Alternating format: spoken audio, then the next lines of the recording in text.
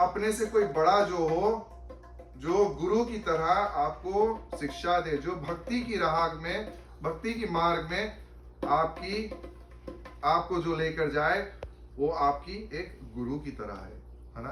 तो जरूरत नहीं है कि खाली स्कूले में जाकर आपके कोई गुरु बनेगा, कोई आपको गुरु दीक्षा देगा। ज्ञान सब जगह से मिलता है, छोटा से भी मिलता है, बड़ा से भी मिलता है। हनुमान जी ने रावण को भरी सभा में बताया था कि अच्छी शिक्षा कहीं मिले ग्रहण कर लो, है ना।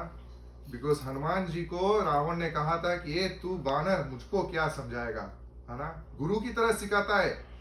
तो हनुमान जी ने बड़े सरल भाव से उनको बताया था कि अच्छी शिक्षा कहीं से मिले ले लेना चाहिए। हनुमान जी तो रावण को समझाने के लिए गया था।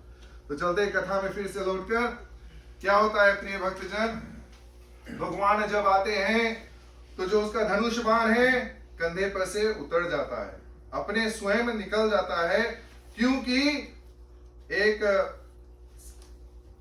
वो कारण है कि उन्होंने धरती का जो भार है उसको उतार दिया है। अब धनुष बाण का कोई काम नहीं। और दूसरा यह है कि जितने भी ऋषि मुनि के आश्रम में भगवान श्री राम गए हैं, उन्होंने अपना जो आयुध है, अपना धनुष बाण है, मुनि के आश्रम से बाहर रखकर तब आश्रम में प्रवेश किया है।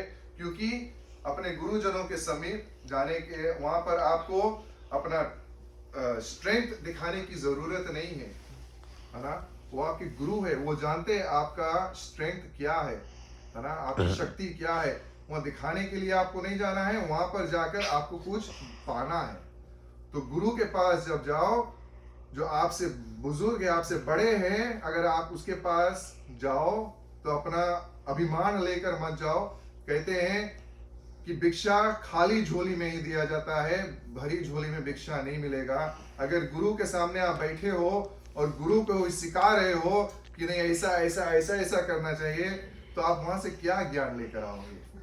कुछ ज्ञान नहीं लेकर आओगे। क्योंकि आप गुरु के सामने जाकर, जैसे कहते हैं ना, आप स्मार्ट बनना कोशिश करते हो, तो जब कहीं से भी शिक्षा कुछ मिले, जो आपको कुछ दे रहे हैं, आप ग्रहण करो, है ना, उसको उसके ऊपर फिर मंथन करो, विचार करो। तो भगवान यहाँ पर वही करते हैं प्रिय भक्तजन। जैसे मैंने कहा था, मैं कथा को जस्टी समराइज करके बताऊंगा। बड़ा ही सुंदर कथा है। जैसे अयोध्या वासी, जैसे मैंने कहा, इतने दिनों से राम मंदिर की प्रतीक्षा कर रहे हैं। जहां पर राम मंदिर बना है उसका इतिहास तो हम सब जानते हैं कि कैसे कैसे क्या गुजरा था उस समय, उस काल में। आज मैं उसी के विषय में थोड़ा बहुत रिसर्च भी कर रहा था, तभी से मेरे डेट ईयर्स ख्याल है 496 ईयर्स 1528 में वहां पर जो राम मंदिर था उसको तोड़वा कर, राम लाला का मंदिर तोड़वा कर वहां पर कुछ और बनाया गया था। उसके विषय में तो बाद मैं कुछ नहीं कहूंगा, परंतु अवस्था वैसी थी उस समय, है ना, स्थिति उस समय वही थी, तो वही हो रहा था। तो क्या होता है, अब उसके 100 साल बाद आता है कौन? हमारे पूजनीय तुलसीदास जी, है ना। तुलसीदास जी आता है और सरल भाव में रामचरितमानस को रचते हैं, ताकि हम इसी तरह बैठकर घर घर में राम, जब उस समय आप सोचो कि राम मंदिर को तोड़ दिया गया था अयोध्या में,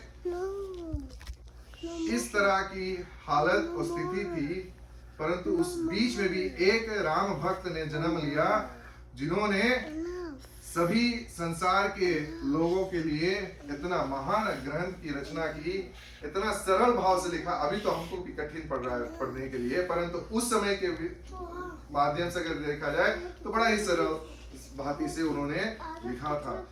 तो प्रिय भक्त जन, जब भगवान अयोध्या पहुंचते हैं, तब वहां गुरुजनों से मिलने के बाद देखते हैं जो वहां पे पूर्ववासी लोगों ने, जितने लोग आए हैं वहां उनको देखने के लिए, उनसे मिलने के लिए, भगवान जी भरत जी से मिलने के बाद, जब भरत जी से मिलते हैं, भरत जी आके सामने गिर जाता है। भगवान उठता नहीं है, धरती पर उठ नहीं पाता है। भगवान उसको शक्ति लगाकर उठाते हैं, अपने छाती से लगाकर जो प्रेम पाते हैं दोनों, यहाँ पर तुलसीदास जी कहते हैं कि मैं उसको वर्णन, मैं तो क्या शेष अपने